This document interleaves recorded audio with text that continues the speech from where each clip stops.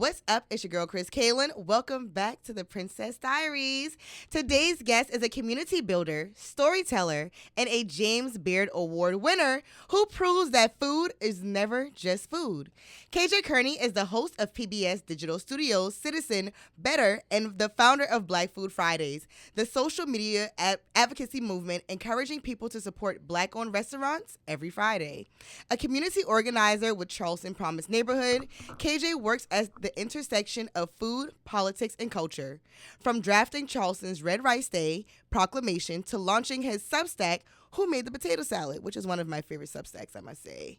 His works connects history, equity, and everyday action in ways that brings people to the table, literally and not just figuratively. Welcome to the Princess Suite, KJ. How are you? I'm wonderful. That was good. Thank you. Good. I try a little razzle dazzle every now and then. I tell people I'm nosy for goodness. Fair. I like that. But I'm super excited that you're here. Like, I've been following your journey for a long time to see when everything started. So I'm super excited to have this conversation. But before we start, how are you today? Oh, that's a good. No one's ever brought me on a podcast and asked me that question first. Really? Yeah. So I appreciate that. How am I doing? I am doing very well. That's good. Today was a good day. So we're going to end the day with a wonderful conversation. Absolutely. Love your hat, by the way. Thank you. Shout out to Sweetgrass. All right, so let's dive into it. You often say that food and politics are intertwined. What was the moment when that connection became undeniable to you? Ooh, that is a great question. I would say the first time I fully recognized that was when I wrote the proclamation for Red Rice Day. You know Wes Bellamy. Yeah. Dr. Wes Bellamy. Dr. Wes Bellamy. Yeah. And, I saw that he wrote a proclamation when he was on city council for Charlottesville. Mm-hmm. And I asked him, I was like, is that hard to do? And he was like, nah, he sent me his proclamation. It was like, here's kind of the format and, do what you do. And so when I wrote my proclamation, I was very honest about Charleston's role in chattel slavery and the abuse of our ancestors. And then maybe like the last 2 or 3 lines, it was like, red rice is awesome. And there was no pushback from city council. So that was like one of the first times I realized, you can really use food to slide in some political messaging. And it's been on and popping since then. Literally ever since then. And when I saw you do it, I was just kind of like, oh, this is neat. Because a lot of people, they don't understand the history behind it. So for our viewers that may not know, what's a little bit of history behind Red Rice? Okay, so I would say that red rice is the American cousin of West African jollof because we share DNA, right? So our ancestors, Gullah Geechee people, our ancestors are from West Africa, and jollof is a dish that they eat in West Africa. And so when you come to America, you have us. When I say America, I mean specifically the United States. Right. You have us with red rice, but then jambalaya ain't nothing but like wet red rice. You know what I'm saying? Like, no, seriously. It's pretty much the same thing. And so even in Mexico, right, they have red rice with some of their dishes as well.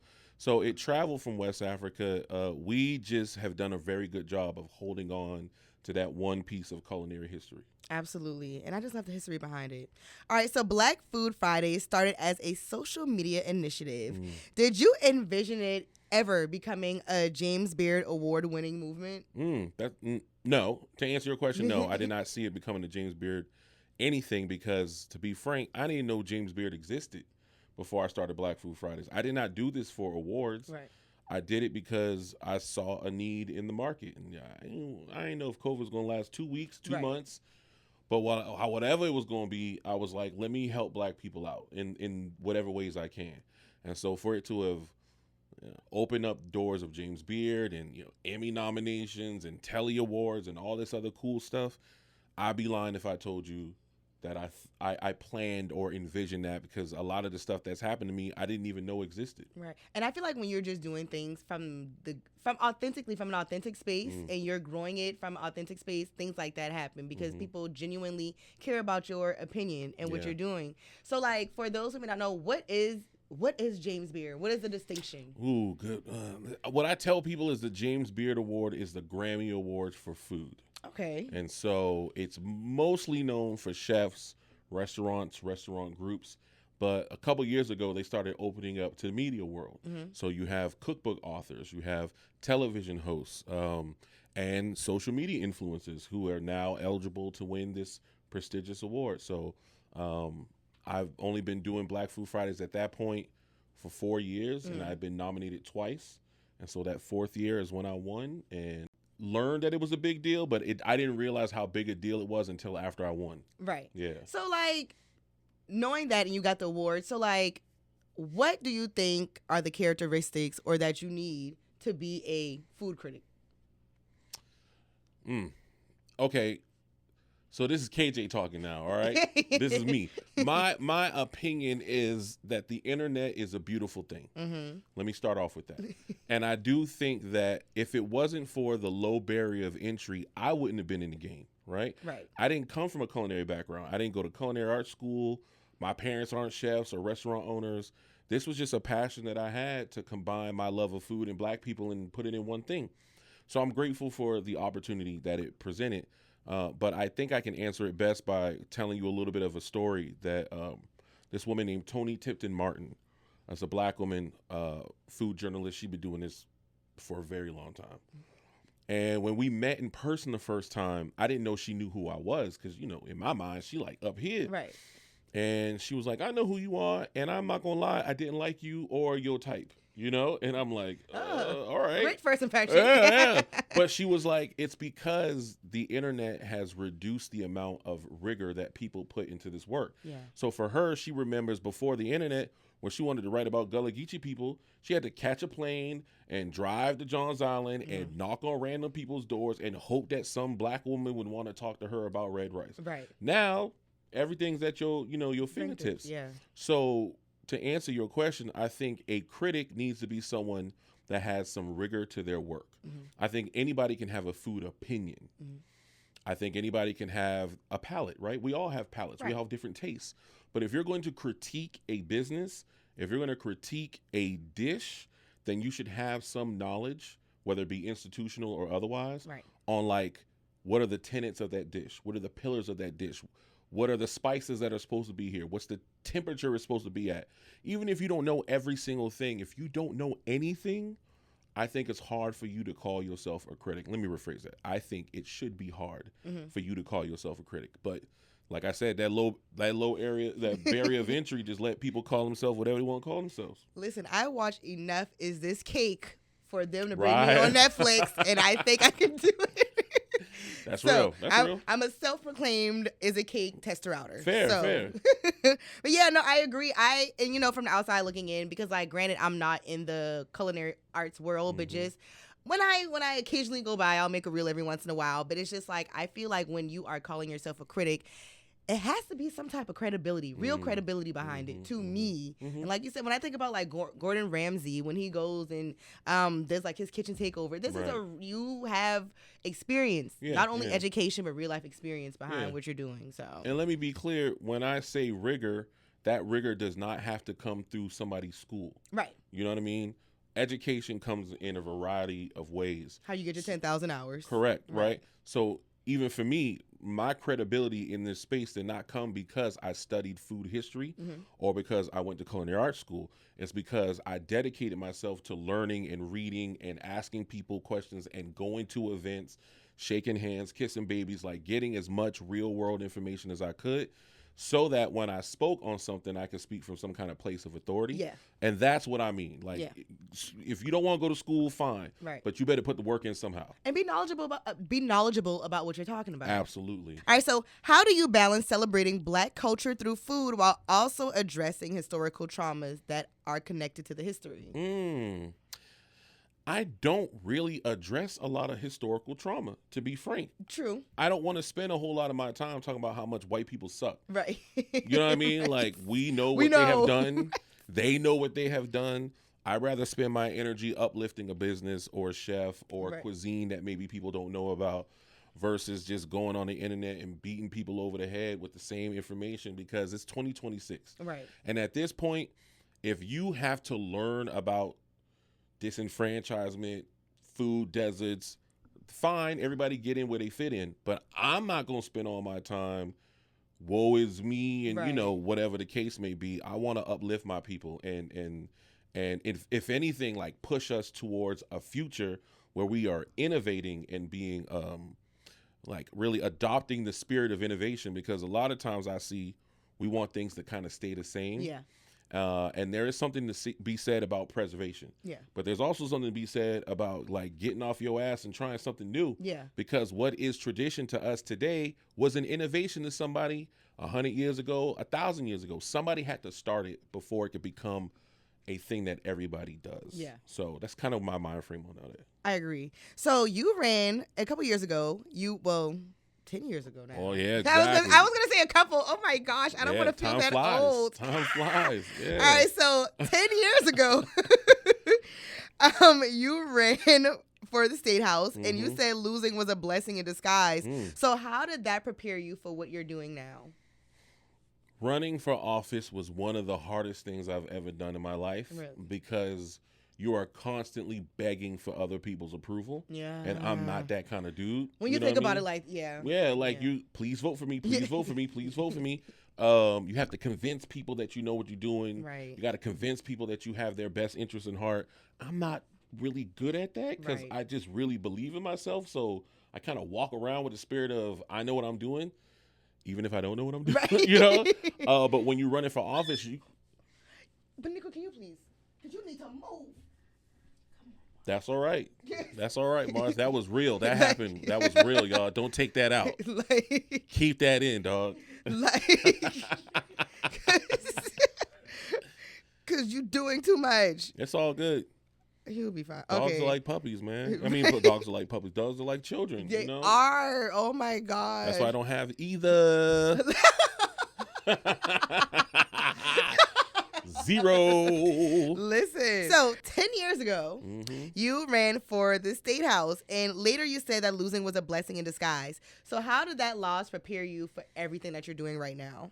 Losing in the State House taught me a lot of positive things, right?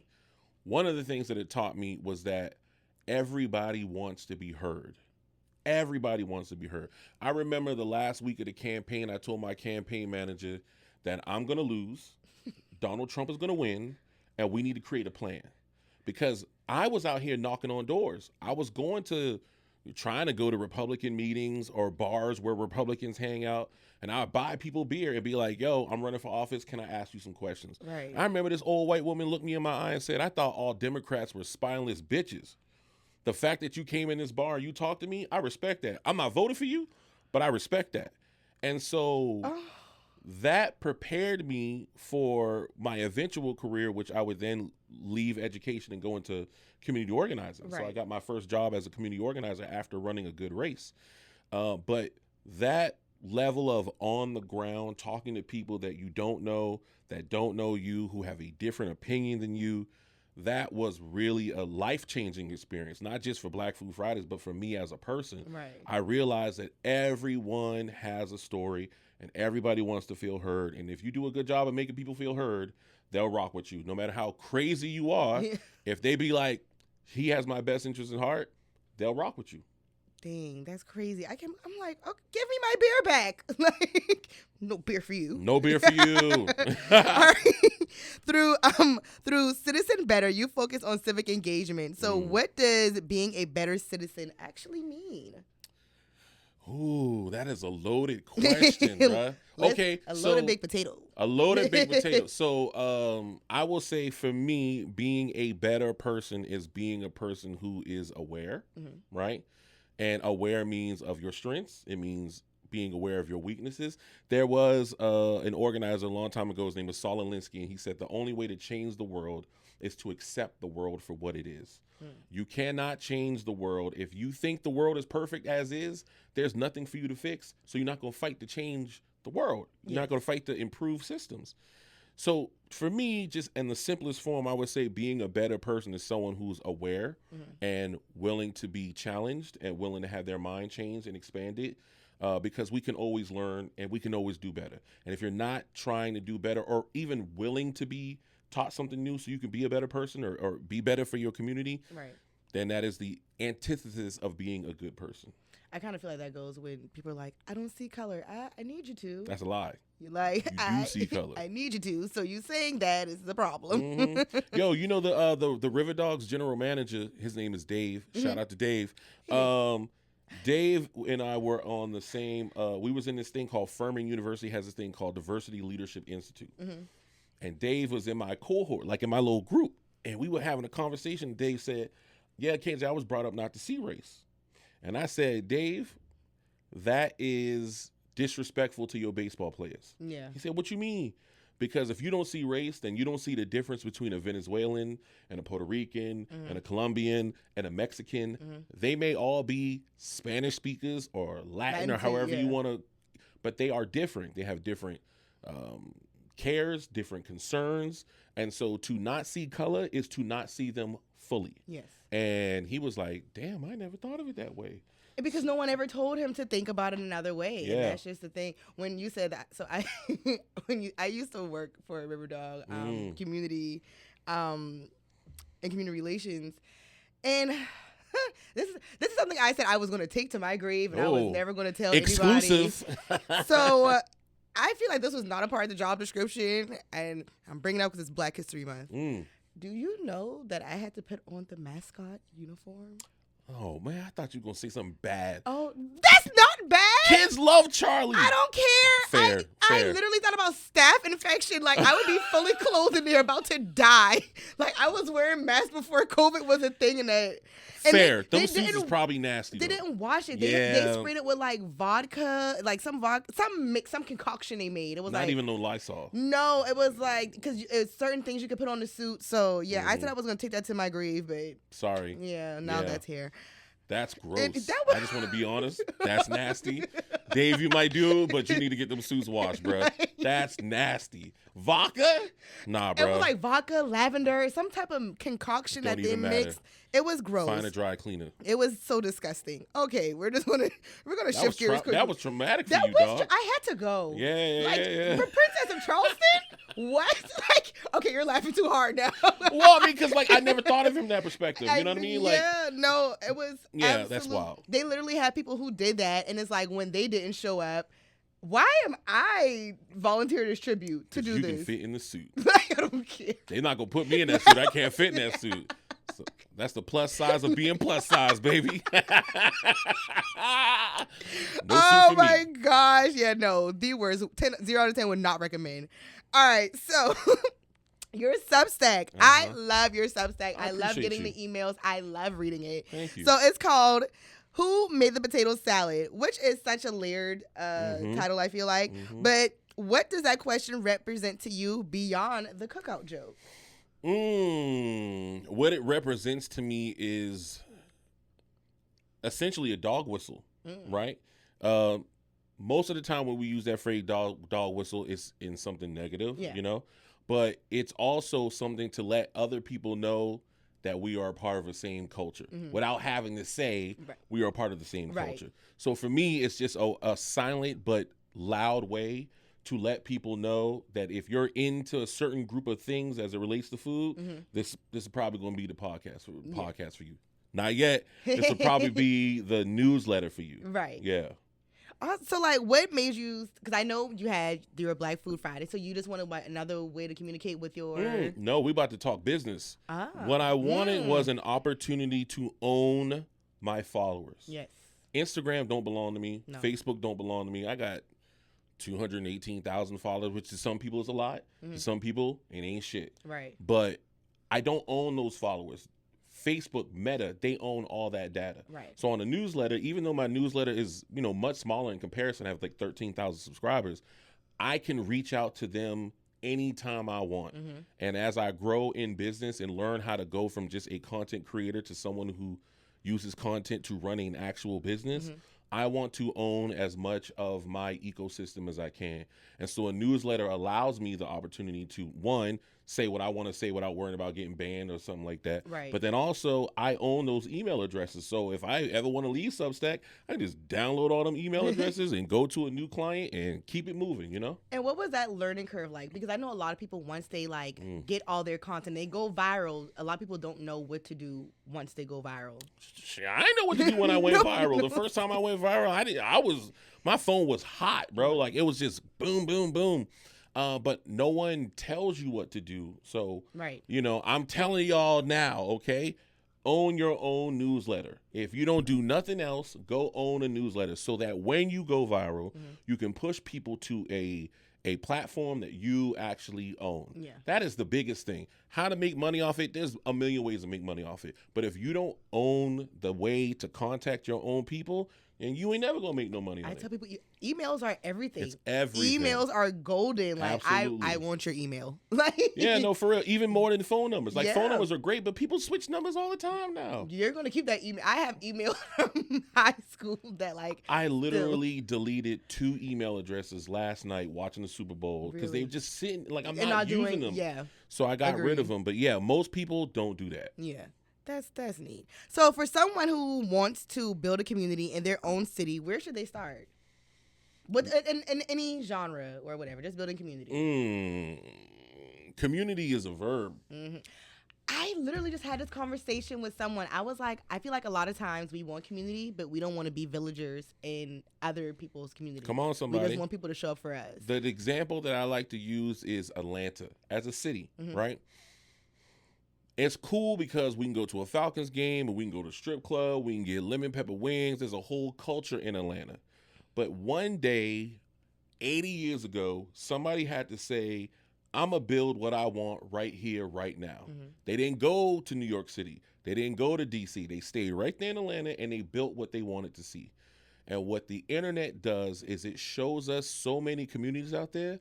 It does not show those communities being built or created. So we don't have a lot of respect for the people who build community or maintain the community. We just move to a city and be like, how come this city don't have this? Right. You build it then. If it's that serious, you build it.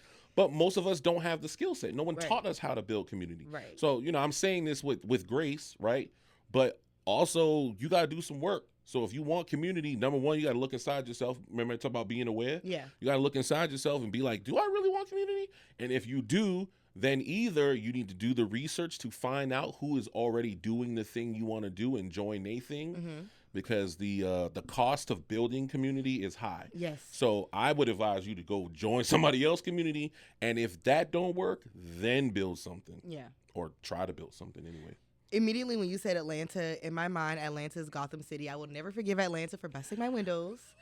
But and it wasn't the whole Atlanta, but I just group everybody out. You did, bro. You Yeah. gave everybody in Atlanta the scarlet letter. Gotham City. Damn. But when you said Atlanta, immediately I thought about the lemon pepper matcha. Like, Which I think I can't wait to try. you have to send me I can't. tried Why don't matcha. you want to try it? No. I tried matcha and I clearly didn't. So people were just like, my friend told me just go try matcha. She didn't tell me I had to put the different pumps. So I just got matcha. It tastes like hot grass. And I was like, patooey. Yes. I'm never trying this again. And so everyone's like, you got to add vanilla and lavender. So like, I just need instructions on what to get, where to get it. I'm so glad we're having this conversation. Please. Because I am a tea nerd. Okay. Matcha's just tea. And I like tea. Yeah. but- It's just green tea ground up into a powder. Okay. That's all it is. So first of all, somebody should have told you that. Yeah. So you would have had the right expectation going into it. Everyone gave me all wrong instructions. Terrible, all of you. You're all horrible. So number one, it does taste like grass. Yes. I'm okay with that, right? The healthier something is, more likely it's going to be bitter. Right. So it's just part of the game. There are ways to sweeten it that it doesn't like overpower it, but not even overpower, but doesn't take away the medicinal benefits. Like I like to use honey, or I like to use agave. Okay. You can sweeten it via various plant-based milks. Okay. But you're gonna have to just learn how to drink matcha straight up, like with hot water and like powder. I know how to make matcha. I went to a matcha making class. Oh, you're very deep with matcha. Very deep. Very deep. And I will say it's not for the faint of heart. Yeah. So the fact that you don't like it, I ain't shocked by that. Okay. I would say give it another chance. Go somewhere that serves ceremonial grade matcha, Okay. right? That way you can get the good stuff. If the fact that you said matcha and pumps, I'm like, what's that about? I went to Starbucks. They told me to go to Starbucks. Absolutely not. Oh, hey, don't shoot the messenger. You right. They right. told me what to do, and I was trying to be a trendy person. Yeah, so yeah. I followed the trend. Starbucks sucks in general. Yeah. Coffee, tea, it's all trash. I would never tell someone to go to Starbucks for a delicious anything. But anyway, that's for another day. That's true. Yes, because they ain't paying to be on this podcast. We're not gonna keep talking about this. Not at all. Absolutely. But I got some places for you. Please. Yes. Okay. Yes, let's do this. I'm excited. I want to give matcha another shot. You do need to. I want to, because that first experience was 0 out of 10. Would not recommend. I get that. So. Do you drink espresso? I am Miss Espresso. You know you could put them together. Do like a dirty matcha. We'll talk after this. We'll talk after this. Okay, sorry. Focus, Chris. Let's wrap this up. Okay. All right. So, what makes you try a new Black-owned restaurant? Word of mouth or Instagram? Those are my only two options. Yes. Rapid fire. Okay, if you have another one, throw it in. No. I'm going to just stick to the format. So I would say Instagram, but not Instagram in the sense that somebody else is bigging it up. Mm-hmm. If I come across it on Instagram, that's enough for me. By virtue of it being Black-owned is enough for me to try it. Full stop. That's it. I don't need it to be hyped up. That's me now. But that's how I felt about the pizza place in Brooklyn. I saw you went there, and Cuts and Slices. I went there, but like they were closed when I was up there, and like I don't know what it was, but I was so upset. Is it as good? Yes. Okay, I have to go back. Absolutely. It's worth flying to New York for. I know. I'm gonna be real. It's worth. And there's I wanted that oxtail pizza so. Ma'am, that dude got mad at me. The guy who owned the restaurant. Why? He got mad at me because I posted another Black-owned restaurant that was making oxtail pizza, and he DM'd me and he was like, you remember that Drake thing was like he stole my word, bar for bar, word for word, right? My man was like that about pizza, and I was like, I hear you, my guy, but like I'm not about to. Everybody people put whatever they want on the pizza. Right. If anything, you should be flattered. Right. You should be flattered that people are imitating your style, but he didn't feel that way. Oh, well. Yeah, I mean, how does he think Domino's feels about Pizza Hut? I mean, to be real, Domino don't give a shit about Pizza Hut. Not at all. They're just trying to get their money. Exactly. Come on, somebody. It doesn't matter. Okay, so next time I have to. What's a restaurant that you would like recommend? Like your top 3? Anywhere in the world? Anywhere. In Charleston, Black? Give me some parameters because I got lots of restaurants. Okay, Black. It doesn't have anywhere. Black and anywhere. Yes. Okay, the first 3 that come to my mind are number 1. And why? Ooh, and why? Yes. Number 1 is going to be Bintu. I was talking about someone with that today. And I still have not tried. I need to try it. I've never had fufu, any African dish. I need to go. So and it's Black History Month. It's Black History Month. So I have to. So number 1, Bintu is a Senegalese restaurant. Senegal is West African. Mm-hmm. So a lot of the stuff that Bintu is also her name. So a lot of the stuff that Bintu serve is stuff that we already used to eating. Right. We already eat okra. We already eat rice. We already eat fried fish. We already eat greens. Like we eating most of this stuff. There's some stuff that she prepares that's in a different way, like suya, which is Nigerian mostly. But like suya is just beef. Like you already eat beef. Anyway, I've probably spent, I'm not exaggerating, $2,000 in that restaurant. I'm not lying. You're part owner. I should get some dividends, bro. Right. But she just got nominated. She's a semifinalist for James Beard Award. Congratulations. Yeah. So she would be the first one. The second one that comes to mind is going back to Atlanta. Okay. Bomb Biscuit. Okay. It's ran by a Black woman named Erica Council. Erica Council's family is from Chapel Hill, North Carolina. And her grandmother owned Mama Dips. Mama Dips is closed now, but Mama Dips was like what Bertha's is to Charleston. Oh. That's what Mama Dips was to Chapel Hill. Ooh. So that's the stock she come from. Okay. And I'm intrigued. I've heard enough. And she makes a lemon pepper chicken biscuit with peach jam. Bruh. You know what? Take the trip. I'm going to. Go. Lock my doors. Take a rental car. That's fair. and then the third one is going to be very hard because there's so many dope restaurants. But I want to give a special shout out to the real super duper foodies. London, Ontario. Okay. Ooh. There is a restaurant owned by a husband and wife inside a museum called Yaya's. Okay. And she's Nigerian. Yaya's does a African tasting menu. And so I have to be honest, full disclosure, they flew me out there to try it. Mm-hmm. So you had to catch the flight. Charleston has a direct flight to Toronto. Did you know that? I did not know that. Oh, yeah. I go to Toronto a lot. Oh, Yeah, okay. check that out. Yeah, go ahead, check that out. Charleston International Pro tip. Airport. Pro tip. I'm going to say, give us the sponsorship. Thank you. So Hey, I can fly we go. there. Exactly. So fly into Toronto, then you get on the train, take the train from Toronto to London. But they do an African tasting menu where they explore the breadth of African food through a bunch of different dishes. So they're like, we had injera tacos. You ever had Ethiopian food? No, I haven't. So, all right, Ethiopians eat injera, which is like a spongy, like a sour, spongy bread that they eat all their vegetables and food with. Mm-hmm. They took that and made like a taco out of it. It was crazy. That sounds so They had good. tiger nut milk. I never actually had tiger nut milk, which is like I've the never heard of precursor that. to horchata. Wow. Right? Oh, So like, okay. yeah. So if you had horchata, you kind of, Okay, it's kind of got the it. same thing. But like, they took me on a culinary journey through Africa in one of the whitest places I had ever been in my life. But it was amazing, and I would tell anybody who had the time, both money and resources, to go to London, Ontario, and eat at Yaya's. All of those sound really good. Those are all really good recommendations. But you know what? I'm going to make sure I go to Bentu before. You have to. I have to. It's been before there Black History Month I is have over. to, like, my mom was like 2 minutes away. Like, I have no reason. Really? Hey, I know you're going to be like, You're right. haven't? No. I No, know. listen. I'm going. You needed encouragement, and Yes. I'm here to encourage you Thank today. you. That's what it is. I will be going before Black History Month is over. Okay. So, I think that's my last question. So, it's Friday. You're in Charleston. You're hungry. What are you getting on that Friday? What tickles your fancy? I mean, Bentu. But if we not going Bentu, because I already gave her a shout out, there are a couple other Black-owned spots in Charleston that I really, really, really, really, really enjoy that maybe aren't like the most famous, and some people don't care for them, but I do. My Three Sons is one of them. I love My Three Sons. I love My Three Sons. Love So them. traditional meat and three. I got interviewed by WIS 10. I saw that. And we did it in My Three Sons. So Yeah. anytime I get a chance to shout out Antoine, I do. Yeah. Even though he's an Omega. He's He's a still good my bruh. dog. He's a good bruh. He's a He's a good good bruh. I really enjoy them. Another Black-owned restaurant that I go, it's Black co-owned. But the white dude who owns it with him is amazing. Shout out to Miles.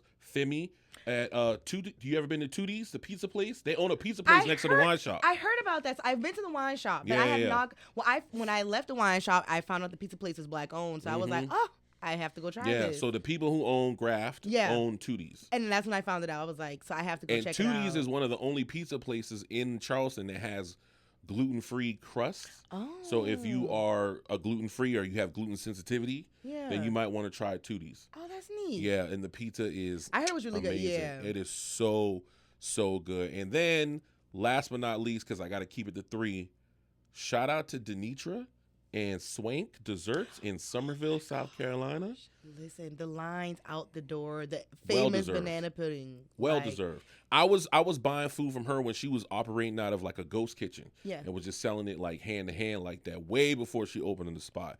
And she just made me, it's not on the menu, so don't go bothering that woman about this. But she just made me an oxtail focaccia. Now, you're going to say don't go bothering her about this. I just want to Actually bother her. Okay, because I just if want we to bother her she's going to put it on the in menu. love, right? Yes. Then she might put it on the menu. Think about it. It is worth whatever she charges. And that was her first draft. She didn't even get it where she really wanted to be. I'll pay $25 for that thing. I ain't gonna lie. That's me now. That sounds so good It's that so I good. take my money. Like Take my money. Take my money. I Cash just App, want whatever. it. Yeah, no, that sounds amazing. I just love what you do. I love how you highlight, Black owned spaces and to be not and this is the thing with Charleston. It's just like I feel like being Black in Charleston is just such a it's an experience. Okay. What do you mean by that? To be quite frank with you, I feel like if I was doing what I'm doing, but if I was white, I would have been out of here. So I feel in that way, like being Black in Charleston is just kind of like. These are the questions you should have been asking me.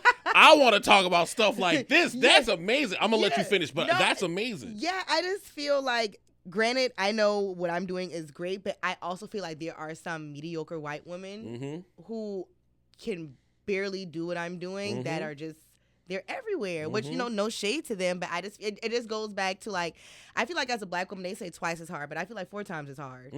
Like, Can I offer a different perspective? yes. So when I hear that, the rhetoric about working twice as hard, I always ask why we don't ask white people to be twice or less evil, less vindictive, less bigotry, less prejudice. We wouldn't have to work twice as hard if y'all wasn't some cowards. Right. So you got to compensate for somebody else's shortcoming. Right. But because we live in the system we live, they don't actually have to change. That's what the white privilege is. Yeah. It's that they don't actually have to change or be better to get on and get opportunities. So that's my suggestion is y'all stop being lame. Right. If it wasn't lame, then you wouldn't have to work as hard. But I do think there's something to be said about that. And the other thing I will add, if you don't mind, is please. that I think that This Charleston it's my episode. You're right. Charleston is in a very interesting place. Mm-hmm.